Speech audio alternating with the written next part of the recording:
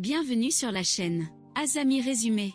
Lors de la remise du prix, elle en profite pour embrasser Anno. Tout le public acclame ce baiser en ce moment. Après la compétition de combat à l'épée, Demon King Academy organise un nouvel événement. Depuis que le monde des démons et le monde des humains sont séparés depuis 20 ans, la haine entre les démons et les humains s'est progressivement estompée.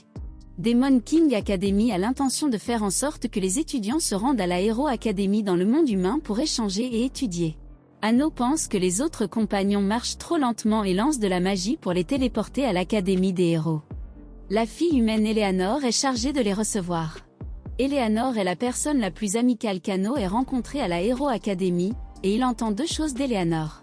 La première est que le nom de Demon King est le même que celui enregistré par les humains. La deuxième chose est que Kanon, le héros, a disparu inexplicablement après la mort de Demon King, et beaucoup soupçonnent qu'il a été tué. Anno a toujours considéré Kanon comme un rival admirable, et il décide de découvrir la vérité sur la disparition de Kanon. Peu de temps après, d'autres étudiants de Demon King Academy arrivent également à Hero Academy. Des humains et des démons s'affrontent dans un concours impliquant un étudiant humain et un garçon noble démon. Digo, le directeur de la Hero Academy, utilise discrètement la magie pour rendre le noble incapable d'exercer ses pouvoirs. Anno voit à travers les tours de Digo, lance divers sorts terrifiants pour lever la magie de Digo et invoque une lame sacrée pour provoquer les humains.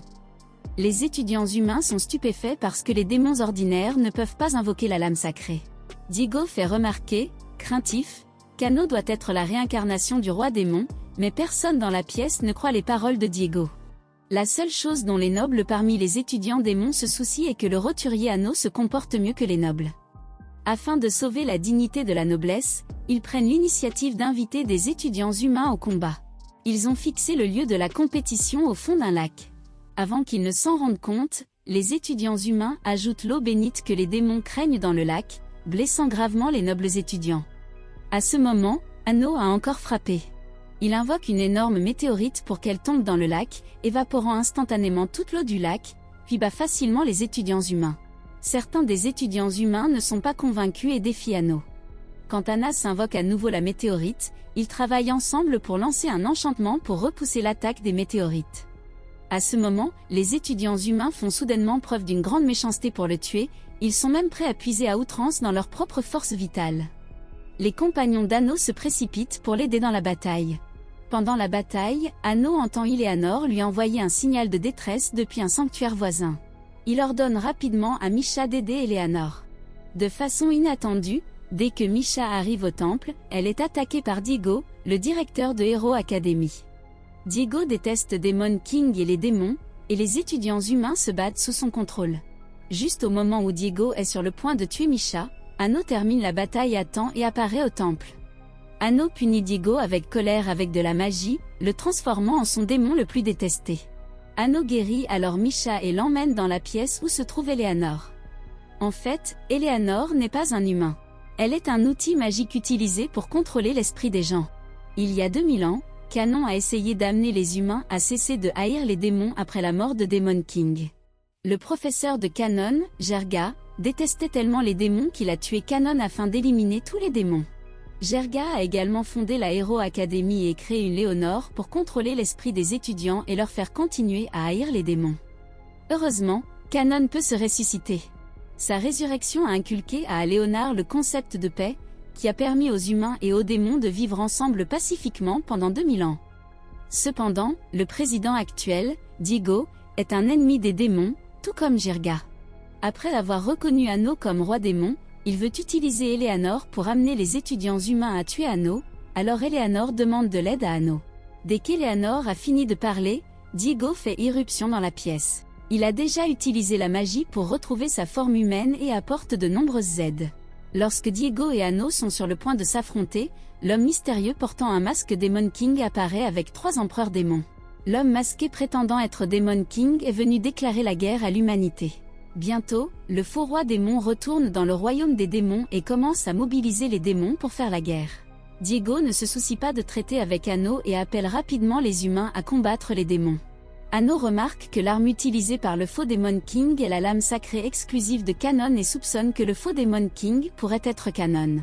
Il retourne dans le monde des démons avec ses compagnons et trouve le faux roi démon pour l'identifier. Le faux démon King utilise la magie pour créer une barrière noire qui l'enferme lui et Anno à l'intérieur. Il admet qu'il est chanoine et raconte une histoire sur le passé. Après la mort d'Anno, Canon a estimé qu'en tant que héros, il devrait payer plus pour la paix. Il a prédit qu'Anno se réincarnerait dans le royaume des démons dans le futur, craignant qu'Anno ne soit impliqué lorsque la guerre éclaterait à nouveau entre les humains et les démons. Il a donc réussi à changer le nom de Demon King dans la mémoire de tous. Inquiet que sa méthode ne soit pas assez sûre, le Canon est devenu un démon nommé Lay pour faire semblant d'être Demon King afin d'être tué à Anno alors qu'il était suspecté par les humains. Anno rejette la gentillesse de Canon, croyant qu'il peut tout gérer. Après s'être disputé, ils décident de se battre pour résoudre leurs différends. Ils sont tout aussi forts et personne ne peut gagner facilement. Canon met l'équipement du héros guerrier afin d'exercer toute sa force. C'est alors qu'Anno est délibérément transpercé par Canon. Immédiatement après, il enfile le masque du roi démon et détruit la barrière noire. En ce moment, les démons et les humains à l'extérieur de la barrière sont en guerre. Et après avoir vu le corps du héros Canon piercing Demon King, ils entendent Demon King ordonner aux démons d'arrêter la guerre. Canon voit Anno se dissiper dans les airs, comprend ses intentions et déclare directement la mort de Demon King, disant à tous les humains d'arrêter de se battre. Les humains et les démons ont tous deux l'intention de battre en retraite, mais Diego refuse. Il sacrifie son âme pour invoquer l'âme de Jirga et donne à Jirga le pouvoir de haut niveau pour combattre Canon. En tant qu'âme, Jirga ne peut pas être endommagé par des attaques ordinaires et est également super puissant. Même si ce sont les forces conjointes des compagnons Canon et Anno, la Jirga ne peut pas être vaincue. Juste à ce moment, miraculeusement, Anno apparaît. Il s'avère qu'Anno a une capacité spéciale qui ne peut pas être endommagée deux fois par le même coup. Il y a 2000 ans, il avait été poignardé une fois dans sa partie vulnérable par Canon. Sa disparition tout à l'heure n'était qu'une illusion créée par lui. Anno commence à se battre avec Canon contre Jirga. Même si Jirga est une âme, il ne peut résister à l'attaque lancée par le héros et Demon King fait équipe. Finalement, Jirga est vaincu et disparaît dans les airs. Depuis lors, Canon, le héros et le Demon King, Anno sont officiellement devenus amis et gardent ensemble la paix du monde. C'est ainsi que se termine cet anime.